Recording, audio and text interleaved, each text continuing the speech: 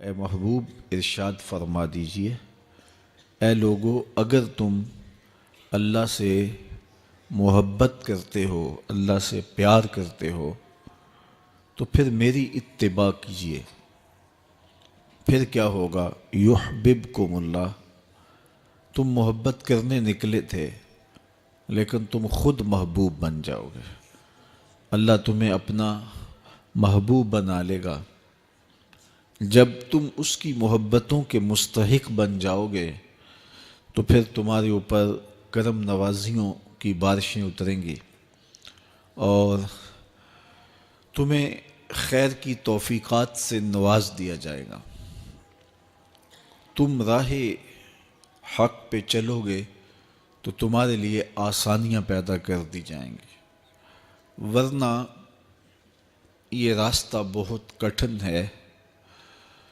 دنیا کی کسی چیز سے، کسی وجود سے، کسی ذات سے محبت کا ربط و رشتہ قائم ہو جائے تو اس کے امتحان بڑے کٹھن ہوتے ہیں اور منزل تک پہنچنے کے لیے رسوائیاں بھی گوارا کرنا پڑتی ہیں، کٹھن مقامات بھی گزرنے ہوتے ہیں، حالات کا جبر اور تلخیاں سہنا پڑتی ہیں، اور ہزار کاوشوں کے بعد ایک معمولی سی منزل نصیب ہوتی ہے۔ تو اللہ کا پیار کوئی اتنا سستا تو نہیں کہ وہ بغیر مشقتوں کے نصیب ہو جائے۔ اس کے لیے کوئی رت جگہ نہ کاٹنا پڑے، کوئی مشقت نہ سہنی پڑے، کوئی ملامت گوارا نہ کرنی پڑے، کوئی دکھ نہ جھیلنا پڑے، حالات کے جبر کا مقابلہ نہ کرنا پڑے۔ یہ کیسے ہو سکتا ہے؟ جب آپ ایک متعین مختصر منزل تک پہنچنے کے لیے ہزار جتن کرتے ہیں اور بہت کچھ کھو دینے کے بعد کسی کو پاتے ہیں، تو پھر اس ذات کو پانے کے لیے جو صرف کسی ایک فرد کا مقصود نہیں ہے، جو نبیوں کا بھی مقصود ہے، تو کیا اس تک پہنچنا پھر کوئی آسان کام ہوگا؟ بڑا کٹھن مرحلہ ہے۔ یہاں کھال بھی ادڑتی ہے، یہاں سولیوں پہ بھی جھولنا پڑتا ہے، یہاں فصیلے دار پہ سروں کا چراغاں بھی کرنا پڑتا ہے، یہاں بدن کی بوٹیاں لوہے کی کنگھیوں سے چھیدی جاتی ہیں، اونٹوں کے پاؤں سے باندھ کر کے الٹے سمت اونٹوں کو دھڑا کر کے بدن چیرے جاتے ہیں، یہاں زنجیروں سے کسا جاتا ہے حتیٰ کہ زنجیریں ہڈیوں تک جا پہنچتی ہیں، یہاں چکیاں بھی پسوائی جاتی ہیں اور پتھروں کے نیچے بھی رکھا جاتا ہے۔ ظلم اور جبر کا کون سا طریقہ نہیں جو اللہ کے عاشقوں پر آزمایا نہ گیا؟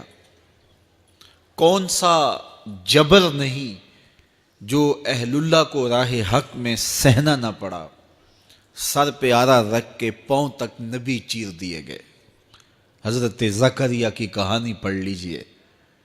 یہاں زندانوں کو انسانوں کے وجود نے روشن کیا اور زندگیوں کے طویل لمحے تنہائیوں کی قید میں گزارنے پڑے، اپنوں سے جدا ہونا پڑا، کنعان کے تاریک کنووں کو آباد کرنا پڑا، مالک ابن زغر کی قید کی مشقتیں سہنی پڑی۔ وہ وقت بھی آیا کہ ایک اٹی مول پڑا اور وہ بھی خریدنے کے لیے آمادہ ہوئے۔ زمانہ دیکھتا ہے کہ اس راستے کے اندر کتنی مشکلات ہیں، کتنے دکھ ہیں اور کتنی اذیتیں ہیں۔ اس کا پانا، اس کا قرب کوئی معمولی تماشا نہیں ہے کہ چٹکی بجاتے ہوئے قرب الہی نصیب ہو جائے۔ یہ ایک بہت بڑی دولت ہے اور اس کو حاصل کرنے کے لیے لوگوں نے زندگیاں وار دیں، راہوں کی مٹی بن گئے اور حالات کے تھپیڑے سہتے سہتے منزل تک پہنچنے سے قبل ہی وہ اپنی جان آفرین کے سپرد کر گئے۔ لیکن یہ احسان ہوا اس امت پر کہ شارٹ کٹ رستہ دے دیا گیا، مختصر راہ دے دی گئی۔ کہا کہ تم بھی اس کی تلاش میں نکلے ہو جس کی تلاش میں نکلنے والے قافلوں نے جنگل کی خاک چھانی تھی، صحراؤں میں ریت کا رزق بنے تھے، تم بھی اس کی تلاش میں نکلے ہو، تم جلا دیے جاؤ گے، تم مٹا دیے جاؤ گے، لیکن آؤ تمہیں ایک شجر سایہ دار بتائیں، تمہیں ایک ٹھنڈی چھاؤں بتائیں جس کے سائے میں بیٹھ کے انتظار کرو گے تو منزل تمہیں خود نصیب ہوگی۔ اور وہ کیا ہے؟ قُلْ إِن كُنتُمْ تُحِبُّونَ اللَّهَ فَاتَّبِعُونِی، آؤ میرے محبوب کی چوکھٹ تک آؤ، جسے تم تلاش کرنے نکلے ہو وہ تمہیں خود آ کے ملے گا۔ اللہ اکبر۔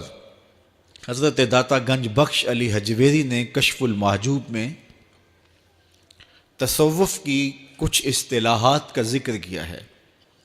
ان میں سے ایک اصطلاح کا نام ہے جمع اور دوسری اصطلاح کا نام ہے فرق۔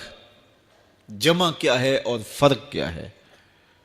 جب انسان اللہ کے قرب کی تلاش میں نکلتا ہے اور تجرد کی زندگی گزارتا ہے، اپنی خواہشات نفسانیہ کے گلے پہ چھری پھیر دیتا ہے، خواہشات کو قربان کر دیتا ہے، تنہائیاں کاٹتا ہے، اپنے آپ کو اس چکی میں ڈال کر کے ہر تکلیف اور کلفت اور اذیت اور دکھ سہنے کے لیے آمادہ ہوتا ہے، تو بندے کا یہ سفر جو طلب الہی میں ہے، حق کی تلاش میں ہے، اس کو اصطلاح تصوف کے اندر فرق کہتے ہیں۔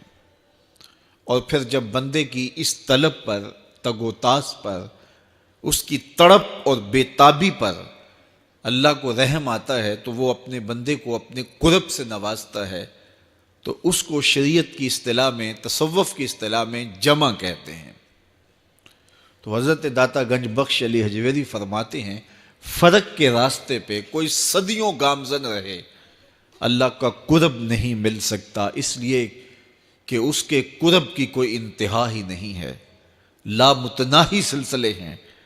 تو جہاں بھی جائے گا منزل آگے ہوگی، تو پھر قرب ملے گا کیسے؟ کہا کہ جب بندے کی تگ و تاز، جد و جہد، تڑپ اور محبت اور بے چینی، اضطراب اور بے تابیاں مالک دیکھتا ہے تو پھر اللہ تعالیٰ بندے کی طرف اپنی رحمتوں سے متوجہ ہوتا ہے۔ اور حدیث میں آتا ہے جب میرا بندہ میری طرف ایک قدم چلتا ہے میں اس کی طرف 70 قدم آتا ہوں، اور جب میرا بندہ میری طرف چل کے آتا ہے اتیتہ ہر والا، میری رحمتیں دوڑ کے اس کا استقبال کرتی ہیں۔ تو پھر وہ کرم نوازی فرماتا ہے، تو پھر اس قاعدے کو جمع کا قاعدہ کہتا ہے۔ تو قربت تب ملتی ہے جب جمع کا قاعدہ رو بعمل ہو، اور یہ قاعدہ رو بعمل کب ہوتا ہے؟ جب حضور کی اطاعت نصیب ہو۔ فاتبعونی کی شرط کے ساتھ جمع کا قاعدہ تب رو بعمل ہوتا ہے جب حضور کی اطاعت اور فرما برداری بندوں کو نصیب ہوتی ہے۔ تو ارشاد فرمایا اگر تم چاہتے ہو کہ اللہ تم سے محبت کرے تو پھر میری اتباع کرو۔ تم اس کی محبت کے لیے نکلے تھے اور تم نے خاک چھاننی تھی در در کی، اور تم نے رت جگہ کاٹنے تھے، لیکن جب تم اطاعت کے زمرے میں آؤ گے، محبوب کی راہوں پہ چلنے لگ جاؤ گے، تو پھر تم سوئے ہوئے ہوگے، قرب تمہاری تلاش میں ہوگا۔ یحببکم اللہ، وہ رب ہو کے تم سے پیار کرے گا، وہ رب ہو کے تمہیں محبوب بنا لے گا۔ تو حضور کی محبت خدا کی محبوبیت کا ذریعہ ہے، اس لیے ہمیں حضور کا پیار اپنی روحوں میں موجزن کرنا ہے، حضور کی محبت اپنی روحوں میں اتارنی ہے، اور محبت اپنے تمام تر تقاضوں کے ساتھ جب روح پذیر ہوگی تو پھر ہمارا انداز زندگی بھی سنور جائے گا، ہماری آخرت بھی سنور جائے گی۔ محبت کے من جملہ تقاضوں میں سے سب سے بڑا تقاضا محبوب کی اطاعت ہے، کہ بندہ جس سے پیار کرتا ہے اس کی بات مانتا ہے۔ یہ ہے دعوی محبت کا ثبوت، اس کی دلیل، اور حضور کے صحابہ کی زندگیاں دیکھیے کہ انہوں نے حضور علیہ الصلوۃ والسلام کے ساتھ کیسے پیار کیا.